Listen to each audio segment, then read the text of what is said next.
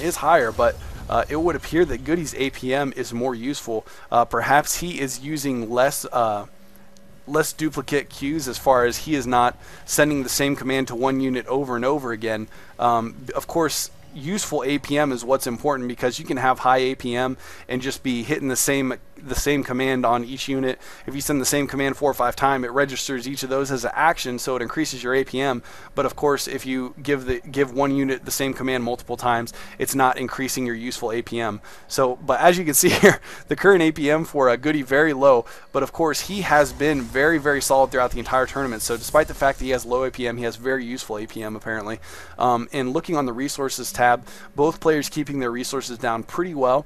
And right now it looks like the advantage as far as population goes to Goody. So he has a bigger army and possibly more resources. We do know that he likes to get a lot more miners than most players do, although right now he currently only has about a 2 probe advantage over the SCVs of Crybaby, although Crybaby of course does have the mules, which return many more minerals than one SCV or one probe does. So that is a pretty big advantage. So I would say that they're about even right now with their mining. It looks like one Reaper still out on the map. I'm not sure exactly where he is, but apparently he's got one Reaper and a couple Ghosts too, it looks like. So one Ghost with his main army and one trying to catch up here. It looks like he does have enough energy for an EMP here. And at this point, we do not see a nuke building. So I'm not sure if we're going to see him try to pull a nuke out here or not. EMP, of course, though, very useful against Protoss, especially if they've got spellcasters. Although it does look like Goody has another Immortal out. And that EMP going down, you can just see how quickly that Immortal went down when that EMP was cast to take down the shields. And this is actually going to be pretty easy for him to take down those Immortals. Unfortunately, with the supporting units that they have, it looks like he is going to be able to hold this off, despite the fact that the 2 Ghosts were able to get off some very, very good EMPs. And it looks like the Protoss, for these Immortals, even though they have that hardened shields, they only have 100 shields. So one EMP will take down the entire shields for an Immortal, which renders them a lot less useful, because of course they have a powerful attack, but those hardened shields, which allow them to only take 10 damage per hit from the Marauders, is really what helps keep them alive and makes them such a powerful force against the Terran army. But of course, without that shield, they don't last nearly as long, which means that their powerful attack is not in the mix as much, especially if they get focus fired down. And Crybaby now getting up his expansion at his natural. So taking a look at the income tab, we can see that both players are just about even right now, although it looks like Crybaby is taking a slight advantage, having the mules in the mix with his SCVs. So as you can see here, though, more probes for Goody right now than Crybaby has an SCV. So this game definitely closer than the last 2 that we've seen. We could see Crybaby making a comeback here in this game. In Twilight Council down for the Protoss now. He's not researching anything at it right now. I'm not sure if we're going to see him go for some High Templar or Dark Templar tech. It looks like he is throwing down a Dark Shrine, so we should see some Dark Templars here, which right now the only detection that Crybaby has is his ComSat, although he is putting up in an engineering base, so we may see some turrets go down here as well. But as of yet, no factory or starports, so he is not going to have Ravens anytime soon, which means that he's going to be reliant upon his turrets and his scan sweeping, which he stayed pretty well on top of keeping mules on his mineral lines, so he may get in a pinch here where he doesn't have enough energy to scan where he needs to find a DT. And of course, Goody is continuing to produce Immortals, as he has in the past few games that we've seen from him in the tournament, despite the fact that we've got some Ghosts coming from the Terran player right now. Crybaby, of course, using that EMP to completely negate the hardened shields of the Immortals, which makes them much, much less potent. And it looks like Goody still has the Observer outside of the Terran base, so he's going to be aware of the units streaming in and out of the Terran base right now.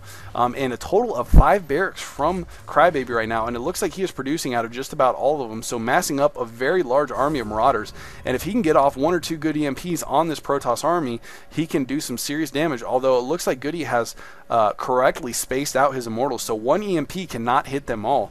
He's going to need a lot more than 1 EMP to get all those, which he does have 2 Ghosts, but both of them only have just about 100 energy, so he's not going to be able to get off more than 2 EMPs, it looks like, which he may need more than that. 1 EMP going down on these on the units on the left here. 1 Immortal already focused down, another, and the EMP gets both Immortals over here. I still don't think he's going to have enough units, but he is able to take out all those Immortals again, which those are typically the big factor, and it looks like that DT getting in there doing some work as well. It warped in right at the end of the battle, so not any kills, but it was able to help hold that off. And it looks like Crybaby's going to have to back off. There are a couple DTs sneaking around the back here, and at this point there is no detection back here, so he's going to be relying upon his orbital command to do the scan sweep, so his Marauders are able to take down these DTs. But unfortunately, I don't think he is aware that those DTs are there as they start taking out these SCVs. Once again, remember that with the patch that reduced the SCV hit points, DTs now one-shot SCVs, so these SCVs are going to go down very quickly. In StarCraft 1 and initially in StarCraft 2, they would have I'm sorry, they would have 60 hit points, so it would take 2 shots from a DT to kill him. And it looks like, he is going to GG. So game number 3 going to Goody as well. He is going to 3-0 the championship match here, and he is going to win the grand prize of 100 quid. And I believe there is also an end of the month tournament where they have all the winners come back and play for a slightly bigger prize.